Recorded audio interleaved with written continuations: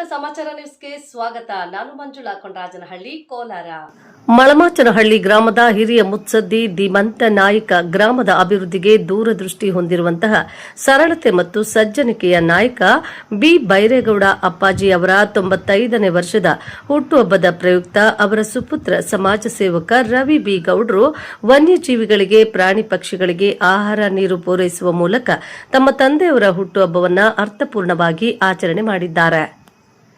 ಶಿಡ್ಲಘಟ್ಟ ತಾಲೂಕಿನ ಮಳಮಾಚನಹಳ್ಳಿ ಗ್ರಾಮದ ಕೆರೆಯಲ್ಲಿ ಸಾಕಷ್ಟು ವನ್ಯಜೀವಿಗಳು, ಪ್ರಾಣಿ ಪಕ್ಷಿಗಳು ವಾಸವಾಗಿದ್ದು, ಬೇಸಿಗೆಯ ಬಿಸಿಲಿನ ತಾಪಕ್ಕೆ ಆಹಾರ ನೀರಿನ ಸಮಸ್ಯೆಯಿಂದ ಬಳಲುತ್ತಿರುವುದನ್ನು ಗಮನಿಸಿದ ಸಮಾಜ ಸೇವಕ ರವಿ ಬಿ ಗೌಡ್ರು ತಮ್ಮ ತಂದೆಯವರ ಹುಟ್ಟುಹಬ್ಬದ ಪ್ರಯುಕ್ತ ಅವರ ತೋಟದ ಪಕ್ಕದಲ್ಲಿ ಸಿಮೆಂಟ್ ತೊಟ್ಟಿಲುಗಳಲ್ಲಿ ನೀರು ಸಂಗ್ರಹಿಸಿ ಆಹಾರ ಪೂರೈಕೆ ಮಾಡಿ ವನ್ಯಜೀವಿಗಳಿಗೆ, ಪ್ರಾಣಿ ಪಕ್ಷಿಗಳಿಗೆ ಅನುಕೂಲ ಮಾಡಿಕೊಟ್ಟಿದ್ದಾರೆ.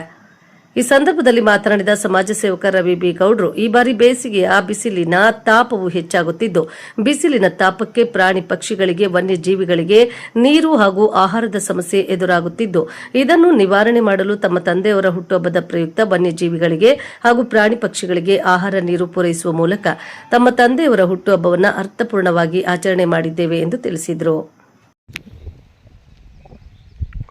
ನಾವು ನಮ್ಮ ಸರ್ವೆ ನಂಬರು 301 ಪಕ್ಕದಲ್ಲಿ ಕೆರೆ ಇದೆ. ಕೆರೆಯಲ್ಲಿ ಭಾಳಷ್ಟು ವನ್ಯಜೀವಿಗಳು ಅಂದರೆ ಕಾಡು ಪ್ರಾಣಿಗಳಿದ್ದಾವೆ.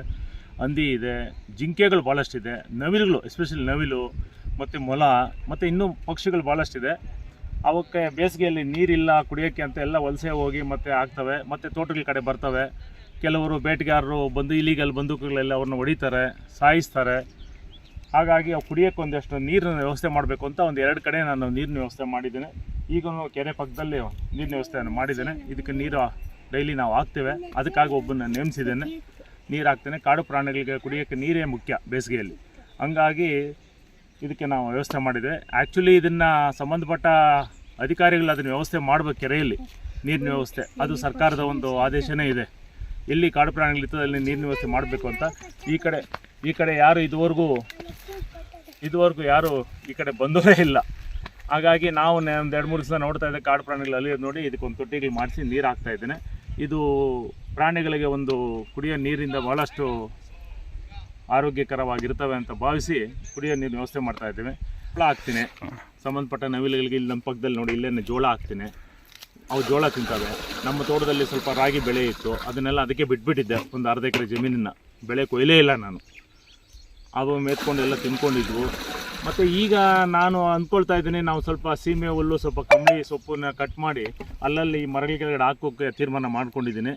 ಅದನ್ನು ಮಾಡ್ತೇನೆ ನಾನು, ಯಾಕಂದರೆ ನಾನು ಪ್ರಾಣಿಪ್ರಿಯ. ನನಗೆ ಈಗ ನೋಡಿ ನನ್ನಲ್ಲಿ ಮಲೆನಾಡು ಗಿಡ್ಡ ಇದೆ, ಗಿರ್ರ ಇದೆ, ಸಾಯಿವಾನ್ ಇದೆ, ಹಸುಗಳಿದೆ, ಎಮ್ಮೆಗಳಿದೆ. ಅವೆಲ್ಲ ನಾನು ಪ್ರೀತಿಯಿಂದ ಸಾಕ್ತೇನೆ. ಮತ್ತು ಗಿಳಿಗಳು ಸಾಕಿದ್ದೀನಿ, ಗಿಳಿಗಳಿದ್ದಾವೆ. ಹಂಗಾಗಿ ನಾನು ಸ್ವಲ್ಪ ಪ್ರಾಣಿಪ್ರಿಯ ಆಗಿರೋದ್ರಿಂದ ಅವಕ್ಕೆ ಆಹಾರ ಕೊಡಲಿಕ್ಕೆ ನಾನು ಸಾಕಷ್ಟು ಪ್ರಯತ್ನಪಟ್ಟು ಅವಕ್ಕೆ ಆಹಾರ ಕೊಡ್ತೀನಿ. ಬಿ ಬೈರೇಗೌಡರ ಹುಟ್ಟುಹಬ್ಬದ ಪ್ರಯುಕ್ತ ಅವರ ಅಭಿಮಾನಿಗಳು ಸರಳವಾಗಿ ಕೇಕ್ ಕತ್ತರಿಸಿ ಸಿಹಿ ತಿನ್ನಿಸುವ ಮೂಲಕ ಸರಳವಾಗಿ ಹುಟ್ಟುಹಬ್ಬವನ್ನು ಆಚರಣೆ ಮಾಡಿದ್ರು. ಈ ಸಂದರ್ಭದಲ್ಲಿ ಮಳಮಾಚನಹಳ್ಳಿ ಗ್ರಾಮದ ಭಜನೆ ಮನೆ ಗೆಳೆಯರ ಬಳಗದ ಯುವಕರು, ಗ್ರಾಮಸ್ಥರು ಹಾಜರಿದ್ದರು. ವರದಿ ಮಳಮಾಚನಹಳ್ಳಿ, ಗೋವರ್ಧನ್, ಶಿಡ್ಲಘಟ್ಟ.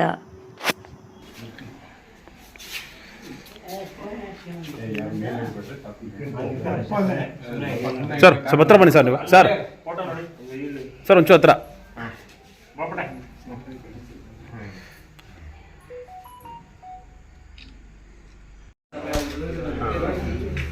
ಇಲ್ಲಿ ನೋಡಿ,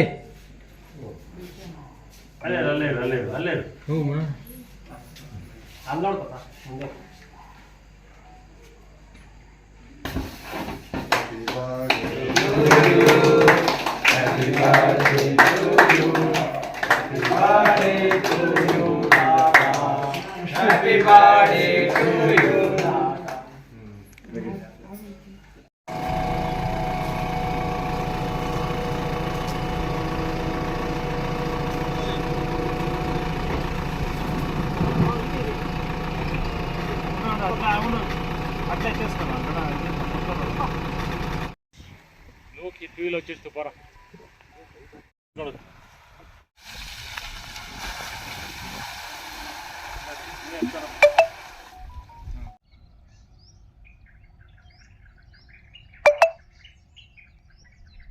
అబ్బా